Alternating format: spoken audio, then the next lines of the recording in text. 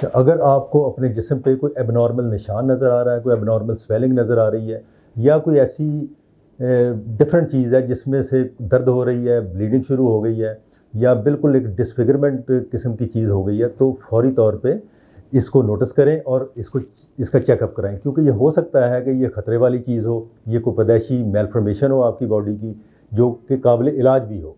तो इसकी पूरी तफसील जानने के लिए मेरी वीडियो देखें वैस्कुलर मेलफॉर्मेशन के मुतालिक।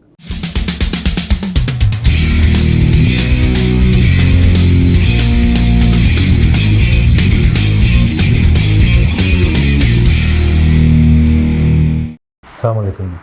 आज हम जिस टॉपिक पे बात करने जा रहे हैं उसको मेडिकल टर्मिनोलॉजी में कहते हैं वैस्कुलर मेलफॉर्मेशंस।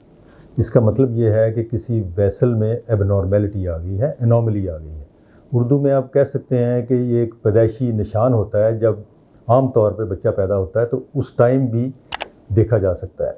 बाज़ मरीज़ों में ये बर्थ के ऊपर नहीं होता, कुछ महीनों के बाद या कुछ सालों के बाद अपीयर होता है, लेकिन ये बीमारी आम तौर पे पैदाइशी ही होती है और इसका ताल्लुक जेनेटिक्स के साथ होता है, यानी जीन्स के साथ होता है।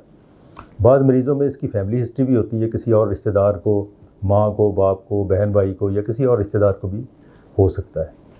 इसकी अगर आप कॉज में जाएँ, वजह में जाएँ, तो वो वजह इसकी कोई नहीं पता। अभी तक साइंस में ऐसी कोई डिस्कवरी नहीं हुई कि इसकी वजह जानी जा सके कि ये क्यों होता है। और इसके बाद इसकी आ जाती है तशख़ीस। तशख़ीस एक तो देखने में हो सकती है, देखने से पता चल जाता है कि स्किन के किसी हिस्से में, बॉडी के किसी हिस्से में, जिल्द के ऊपर कोई डिफरेंट चीज़, कोई एबनॉर्मल चीज़ नज़र आ रही है जो कि नॉर्मल लोगों में नहीं होती। ये साइज़ में भी बड़ी वेरिएबल हो सकती है। ये बहुत एक छोटे से दाने से लेके बहुत बड़े हिस्से पर भी फैली हुई हो सकती है, और ये जिस्म के किसी भी हिस्से पे हो सकती है। ये बैरूनी हिस्से पे भी हो सकती है, अंदरूनी हिस्से पे भी हो सकती है। बैरूनी वाली तो नज़र आ जाएगी, अंदरूनी वाली नज़र नहीं आती। उसको फिर कुछ टेस्टों के साथ डायग्नोज करना पड़ता है। तो इसमें कुछ सिंड्रोम्स होती हैं जिसमें कॉम्बिनेशन होता है मुख्तलिफ बीमारियों का। तो वो फिर आपका डॉक्टर देख के बताएगा कि आपको किन टेस्टों की ज़रूरत है, किस तरह इसकी तशख़ीस होनी है, और उसके बाद इसकी तशख़ीस के बाद किस किस्म का इसका इलाज होना है। तो तशख़ीस में आम तौर पे इसके सिंपल टेस्ट ही होते हैं। सबसे सिंपल टेस्ट होता है इसका अल्ट्रासाउंड स्कैन। तो डॉपलर अल्ट्रासाउंड करके इसकी बेसिक तशख़ीस हो जाती है। उसके बाद ये फ़ैसला होता है कि इसके लिए और कौन कौन से टेस्ट ज़रूरी हैं। उसके बाद फिर फाइनल फ़ैसला होता है कि इसकी ट्रीटमेंट कैसे करनी है। अब ट्रीटमेंट मुख्तलिफ़ तरीक़ों से हो सकती है। पहली तो ये बात है कि हर तरह की जो वीनस मेलफॉर्मेशन है या वैस्कुलर मेलफॉर्मेशन है, उसको ट्रीटमेंट की ज़रूरत नहीं होती।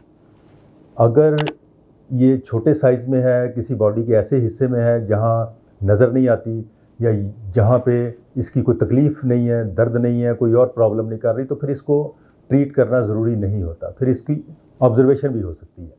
इसको अंडर ऑब्ज़र्वेशन रखें और देखते रहें कि कहीं इसका साइज़ तो नहीं ज़्यादा हो रहा, या इसमें कोई तकलीफ़ तो नहीं पैदा होनी शुरू हो गई।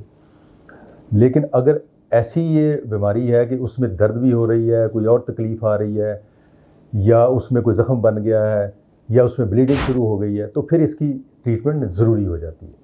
और ट्रीटमेंट इसकी 2-3 तरीक़ों से होती है। एक तो इंजेक्शन है, और एक सर्जरी है, और एक जिस तरह एंजियोप्लास्टी होती है, नीडल डाल के उसके साथ भी हो सकती है, और बाज़ मरीज़ों में लेज़र भी इस्तेमाल होती है। तो ये सारी ट्रीटमेंट के जो तरीक़े हैं ये आपके वैस्कुलर सर्जन आपको बताएंगे। इसलिए ज़रूरी है कि इस तरह की बीमारी घर में किसी को भी है, एक दफ़ा अपने वैस्कुलर सर्जन को ज़रूर चेक करा लें, इसकी प्रॉपर तशख़ीस कराएं, जो टेस्ट होने चाहिए वो टेस्ट कराएं, और उसके मुताबिक फ़ैसला करें कि इसमें किस किस्म का इलाज इफ़ेक्टिव हो सकता है। बाज़ मरीज़ों में इसका इलाज बहुत ज़्यादा इफ़ेक्टिव होता है, बाज़ में उतना इफ़ेक्टिव नहीं होता। तो ये सारा कुछ ट्रीटमेंट प्लान बनाने के बाद ही पता चलता है। इसलिए इसको अपने वैस्कुलर सर्जन के साथ एक दफ़ा ज़रूर डिस्कस कर लें। शुक्रिया।